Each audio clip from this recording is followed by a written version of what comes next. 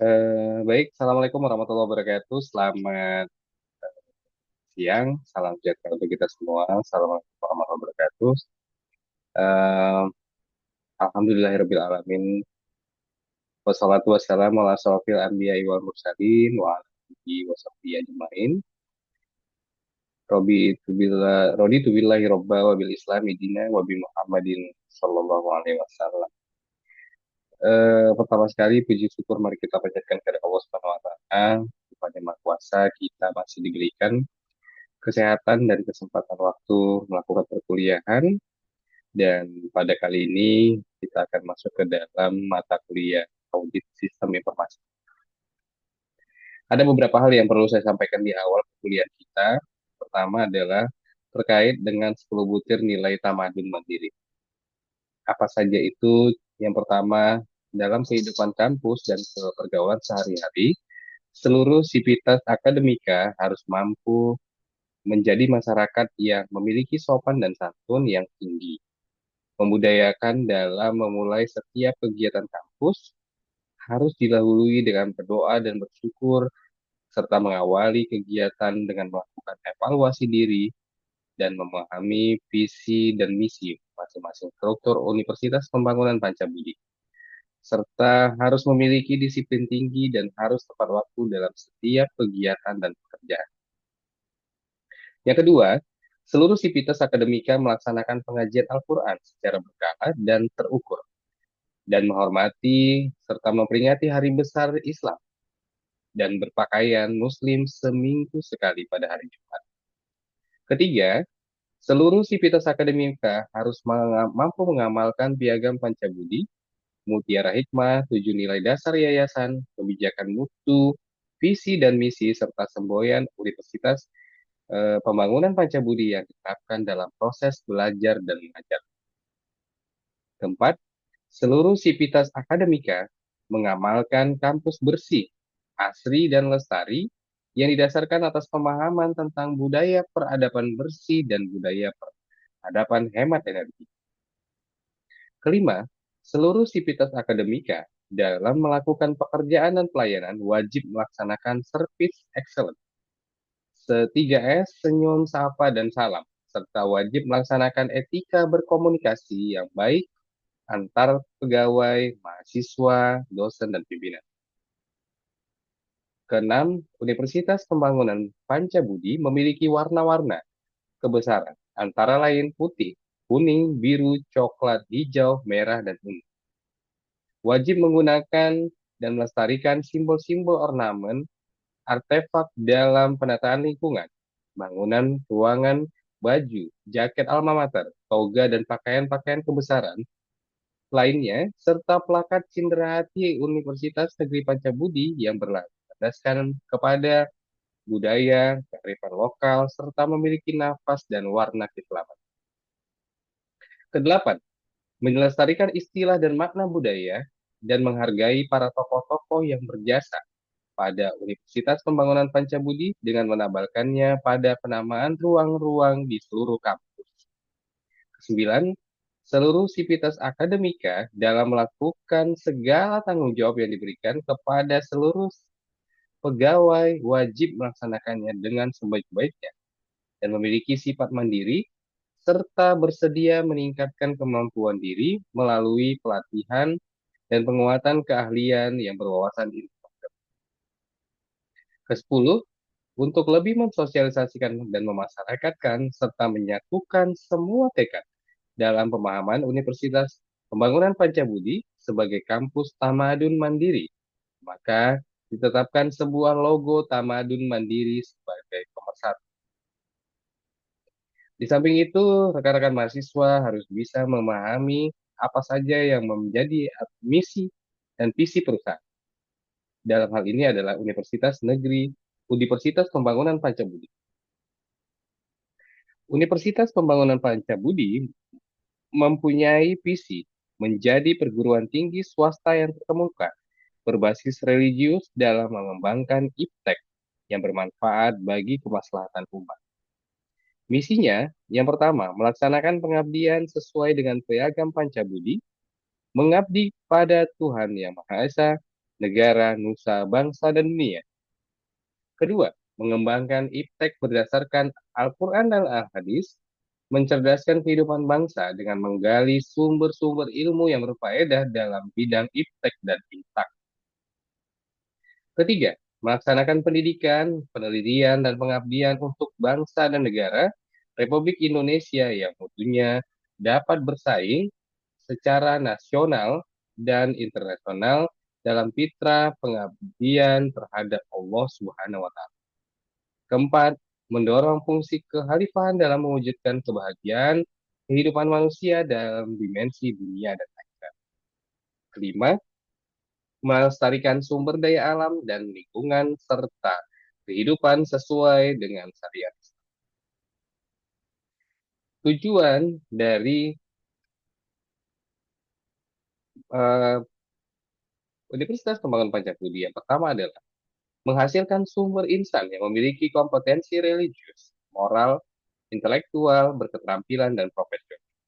Kemudian yang kedua, menghasilkan sumber insan yang mampu berpikir sistemik, team building, peran usaha, terampil berkomunikasi, dan mengikuti perkembangan iptek. Dan terkait dengan nilai dasar yayasan, ada 7 yang harus rekan-rekan mahasiswa ketahui. Yang pertama, menjaga kemurnian akidah, tauhid, dan melaksanakan syariat. Kedua, bersyukur, bersuka cita, dan tidak mengeluh. Ketiga, rendah hati, sederhana, jujur apa adanya, memaafkan dan tidak marah. Keempat, berpikir positif, berprasangka baik, dan tidak berkunci. Kelima, berbuat baik, mengubah, dan respect. Keenam, berempati dan memberikan solusi, bukan mengkritik atau mencela. Yang ketujuh, patuh kepada pemimpin dan mentaati peraturan. Serta teman-teman yang sekalian, usahakan selalu melaksanakan, mengimplementasikan budaya peradaban bersih dan budaya peradaban hemat energi. Demikian yang menjadi pengawalan materi kuliah kita hari ini, dan kita akan melanjutkan materi selanjutnya yang di dalam pertemuan ini saya akan menyampaikan beberapa materi seperti yang ada di slide berikut.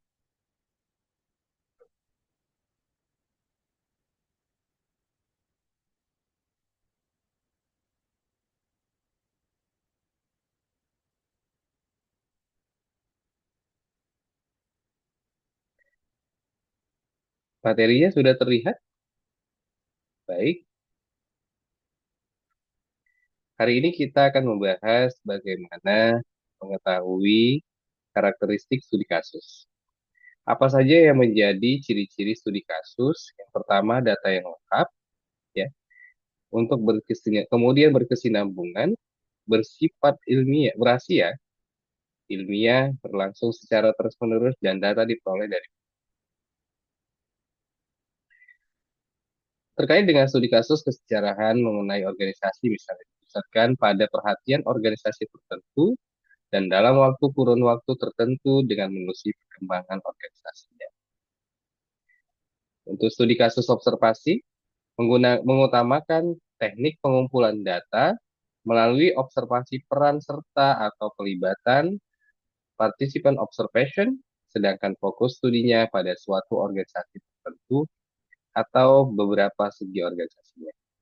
Di sini di slide yang saya tayangkan termasuk beberapa cara ya untuk mengetahui atau melakukan teknik pengumpulan data, melakukan studi kasus observasi. Kemudian studi kasus sejarah hidup, yaitu dengan cara mewawancarai satu orang dengan maksud mengumpulkan narasi dari orang pertama. Jika tidak ditemukan orang pertama, maka dicoba mencari orang-orang yang memang masuk ke dalam profil pada saat sejarah itu di- ingin diceritakan. Kemudian studi kasus kemasyarakatan. Studi kasus kemasyarakatan merupakan studi tentang kasus kemasyarakatan atau community study yang dipusatkan pada suatu lingkungan tetangga atau masyarakat sekitar yang bersifat komunitas, bukannya pada suatu organisasi tertentu, bagaimana studi kasus organisasi dan studi kasus observasi. Untuk studi kasus analisis situasi, jenis studi kasus ini mencoba menganalisis situasi atau situational analysis terhadap peristiwa atau kejadian tertentu. Di sini diperlukan objek-objek dari yang akan dimintai keterangan dan merupakan objek yang berada pada situasi yang ingin dilakukan penelitian atau studi kasus. Nah, bagaimana dengan cakupan audit sistem informasi? Secara umum, audit sistem informasi dimaksudkan untuk mengevaluasi tingkat kesesuaian antara sistem informasi dengan prosedur bisnis dari suatu perusahaan atau kebutuhan pengguna user needs untuk mengetahui apakah suatu sistem informasi telah didesain dan diimplementasikan secara efektif, efisien, dan ekonomis, memiliki mekanisme pengamanan aset, serta menjamin integritas data yang memadai. Audit sistem informasi berbasis teknologi informasi dapat kita golongkan dalam beberapa tipe atau jenis pemeriksaan. Yang pertama, audit laporan keuangan, General Audit on Financial. Dalam hal ini, audit terhadap aspek-aspek teknologi informasi pada suatu sistem informasi. Akuntansi berbasis teknologi informasi adalah dilaksanakan dalam rangka audit keuangan. Jika satu perusahaan sudah menggunakan teknologi tertentu seperti SAP, maka audit laporan keuangan bisa melakukan proses eh, audit akuntansi berbasis teknologi terhadap SAP yang diimplementasikan di suatu perusahaan. Audit sistem informasi atau SI sebagai kegiatan tersendiri terpisah daripada keuangan. Sebetulnya audit sistem informasi pada hakikatnya salah satu dari bentuk audit operasional. Tetapi kini lebih dikenal sebagai satu satuan jenis audit tersendiri yang tujuan utamanya lebih untuk meningkatkan IT governance. Apa saja yang menjadi ruang lingkup audit? Audit operasional mengetahui efektivitas dari satu atau lebih proses bisnis atau fungsi organisasi dan efisiensi penggunaan sumber daya dalam mendukung tujuan dan sasaran organisasi. Teknologi informasi atau IT audit ya meneliti proses aset TI-nya dan kontrol pada beberapa tingkatan dalam suatu organisasi untuk menentukan sejauh mana organisasi mematuhi standar yang berlaku atau yang dipersyaratkan. Ruang lingkup auditnya, menurut Ron Wober, alasan mengapa dilakukan audit TI, ya, dekan Fakultas Teknologi Informasi Monash University, yaitu Ron Weber dalam salah satu bukunya Information Control System, System Controls and Audit yang diterbitkan oleh Prentice Hall 2000 menyatakan ada beberapa alasan penting mengapa audit IT perlu dilakukan. Antara lain, yang pertama, adanya kerugian akibat kehilangan data. Yang kedua, kesalahan dalam pengambilan keputusan. Ya. Yang ketiga, adanya potensi risiko kebocoran data. Yang keempat, adanya potensi penyalahgunaan komputer. Kelima, adanya potensi kerugian akibat kesalahan proses perhitungan. Keenam, tingginya nilai investasi perangkat keras dan perangkat lunak komputer atau software. Sebenarnya dalam melaksanakan eh, audit TI, ya, terdapat berbagai tools yang sudah siap digunakan. Tools tersebut dikembangkan dan distandarisasikan oleh berbagai badan di dunia. Apalagi di era zaman sekarang, sudah banyak teknologi informasi yang cukup memadai untuk melakukan proses audit terkait dengan eh, teknologi informasi atau sistem informasi audit. Bagaimana melakukan metode auditnya? Yang pertama, audit around the computer, ya. Kemudian yang kedua, audit through the computer. Yang ketiga, audit with the computer. Penjelasannya antara lain, jika melakukan audit around the computer, dalam pendekatan audit di sekitar komputer, auditor dalam hal ini harus akuntan yang terregister dan bersertifikasi akuntan publik, dapat mengambil kesimpulan dan merumuskan opini dengan hanya menelaah struktur pengendalian dan melaksanakan pengujian transaksi dan prosedural verifikasi saldo perkiraan atau akun dengan cara yang sama seperti pada sistem akuntansi manual.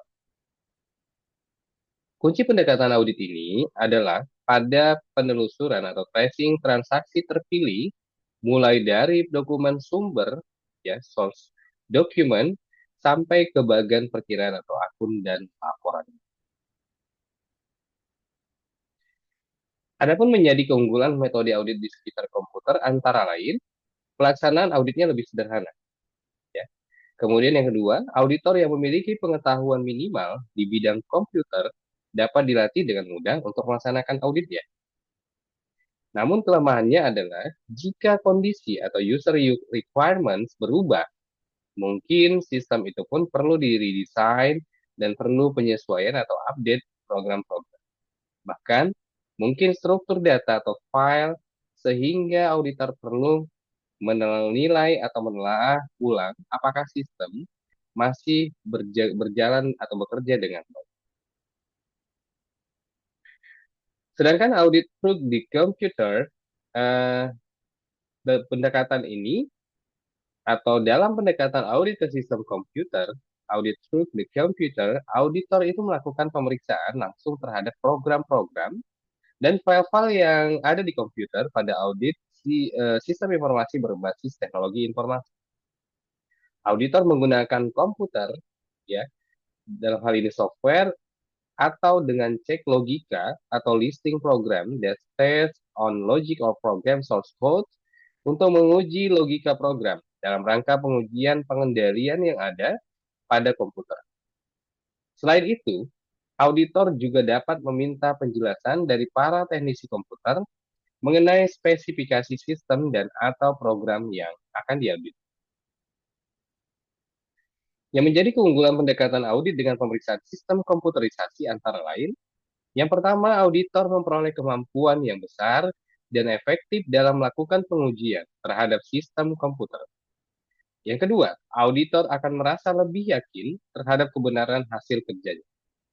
Yang ketiga, auditor dapat menilai kemampuan sistem komputer tersebut untuk menghadapi perubahan lingkungan.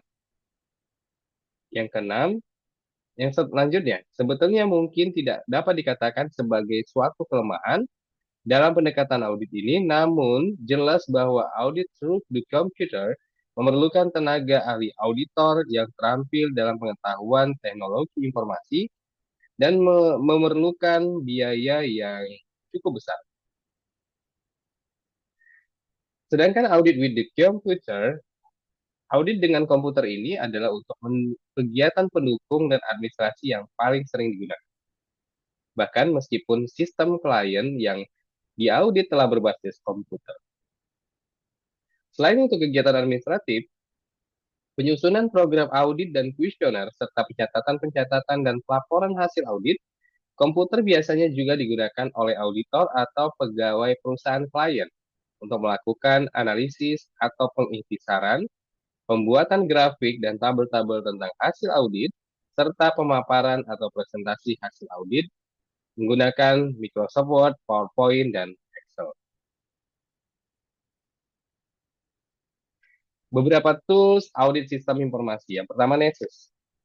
Pertama, harus melakukan login di software Nessus supaya user dapat memilih template-template yang tersedia. Sebagai contoh, langkah ini akan melakukan scan internal yang diisikan data yang diperlukan. Jika sudah dapat dilakukan launch atau jalankan, hasil dari operasinya akan dapat menghasilkan risk information, vulnerability information, reference information, exploitable description, dan solusi. PowerTech Compliance Assessment. PowerTech Compliance Assessment merupakan automate audit tool yang dapat dipergunakan untuk mengaudit dan membenchmark user access to data, public authority to library, user security, system security, sistem auditing, dan administrator rights. Special authority sebuah service AS parameter. NIPER. NIPER merupakan audit automation software yang dapat dipergunakan untuk mengaudit dan membenchmark konfigurasi sebuah router. NIPER atau Jaringan Infrastruktur Parser adalah alat berbasis open source untuk membantu profesional TI dalam mengaudit, konfigurasi, dan mengelola jaringan komputer dan perangkat jaringan infrastruktur. ACL.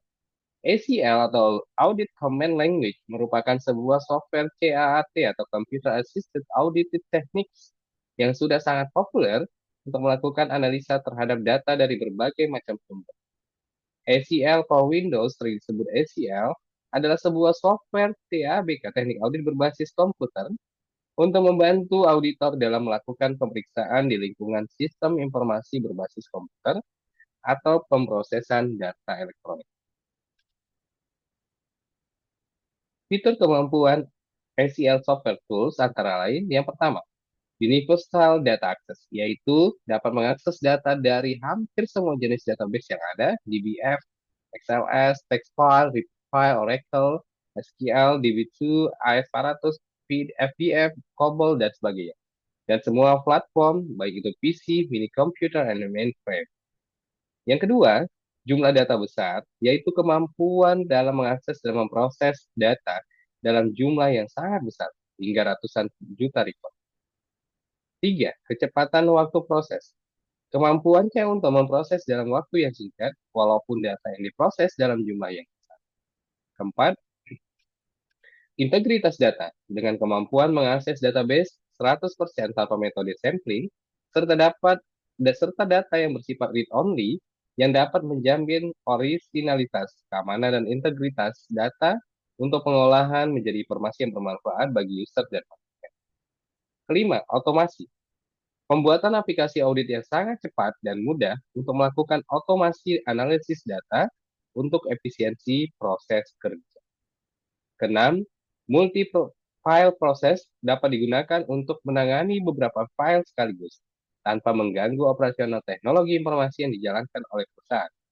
Ketujuh, log file navigation dilengkapi dengan log file untuk pencatatan proses analisis yang telah dilakukan sehingga menghasilkan suatu audit trail yang komprehensif. Selanjutnya, fungsi analisis yang lengkap dilengkapi fungsi-fungsi analisis yang sangat lengkap yang dapat dengan mudah dikombinasikan dalam menghasilkan temuan-temuan yang tidak pernah terkirakan sebelumnya.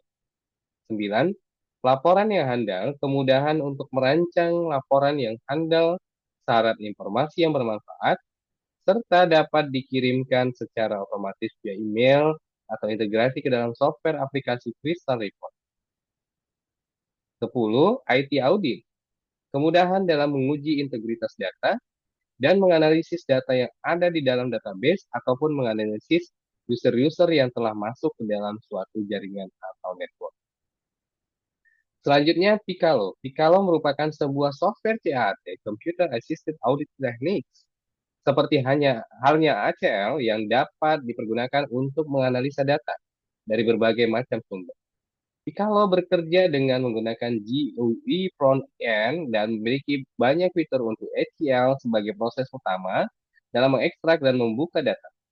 Kelebihan utamanya adalah fleksibilitas dan front end yang baik hingga library Python numerik.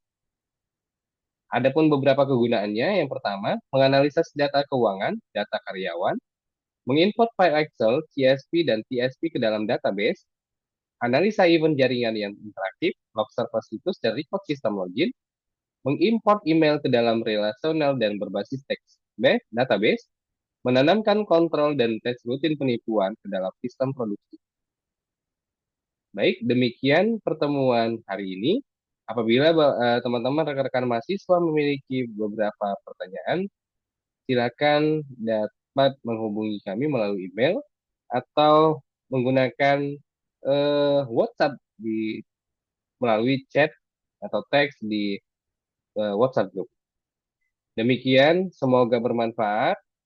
Billahi taufik wal hidayah. Assalamualaikum warahmatullahi wabarakatuh.